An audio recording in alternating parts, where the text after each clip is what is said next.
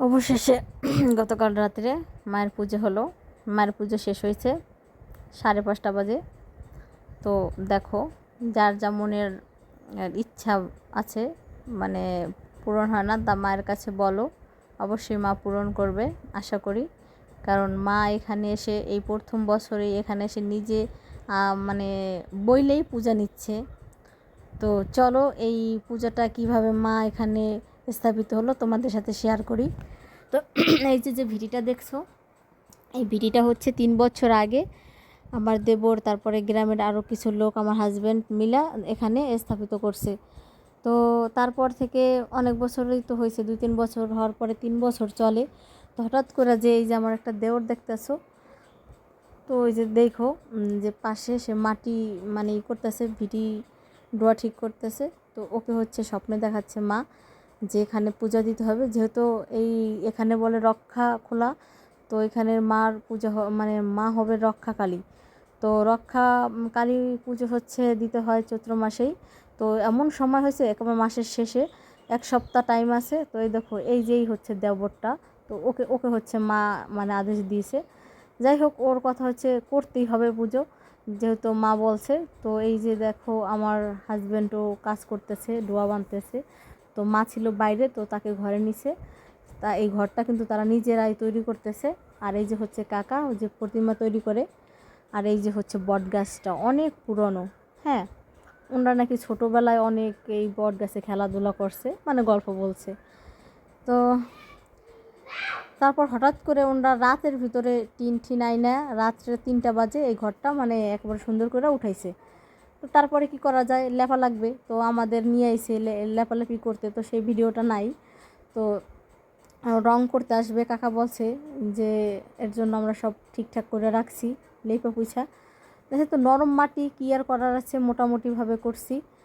তো অবশেষে যে কাকা রং করতে চলে আসছে, যে রং করতেছে দেখেন ওই যে মাটি এত নরম যে বস্তা মানে কাইটা লাইসা নিছে।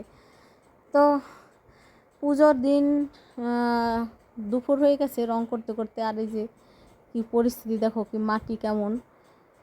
তারপরে হচ্ছে কাকার রং করার সাথে সাথে ওনারা কাজ করছে আবার বারান্দার, এই যে বারান্দার টিনের অর্ধেক নাই। তো সর্বশেষ পূজা হয়েছে। পূজা হওয়ার পরে আমাদের এই যে যজ্ঞের ভিডিও দিলাম। তো কাকা যজ্ঞ করতেছে, যে আমাদের পুরোহিত। তো পাশে আমরা উপর যারা ছিলাম তারা আছি, লোকজন বেশি নাই, কারণ অনেক রাত্র 4:45 বাজে এরকমই। তো এখন কে থাকবে।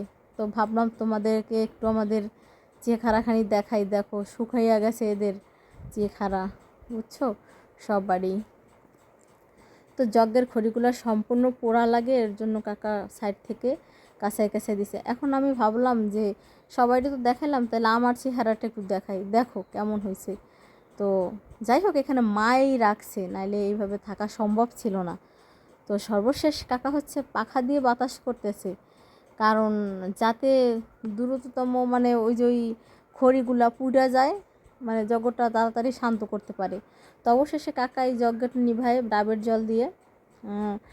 আর হচ্ছে এখানে যারা আমরা আছি তারা হচ্ছে মানে তাকে সহযোগিতা করছি, কারণ তাকে তো সহযোগিতা করতেই হবে। তো আমার একটাই আশা, মানে মায়ের কাছে আবদার, যে মা তুমি যত মানুষ সমস্যা আছে সবার তুমি সমস্যা দূর করে দাও, আর সবাইকে সুস্থ সুন্দরভাবে রাখো, যাতে কোনো রোগ ঠোক মানে রোগ পীড়া না হয়। মানুষের তো এখন শরীর খারাপ, এটা সবাইরই যদি বলেন যে কে কেমন আছে, বলবে না আমার শরীরে এই সমস্যা ওই সমস্যা তো থাকেই। তো আমি বলি সেখানে সুস্থ থাকে সবাই। মা তুমি এইটাই রক্ষা করো, যেহেতু তুমি রক্ষাকালী, তুমি আমাদের রক্ষা করো। তো সর্বশেষ কাকায় আলতি দিচ্ছে, মানে মাকে বিদায় জানাচ্ছে। তো এই দেখো, তো আমি দুঃখিত যে কাকার সাথে বাজনাটা দিতে পারলাম না। তো দেখো, তো বুঝতেই পারছো যে ঢাকের সাথে কাকা মানে সেই বরণটা করতেছে মায়াকে। তো এই হলো। তো মা তোমার কাছে এইটাই চাওয়া, যে তোমায় জানি এই যে যেভাবে পূজা করছে আরও ভালোভাবে জানি তোমার পূজা করতে পারি, এইটাই তোমার কাছে চাই।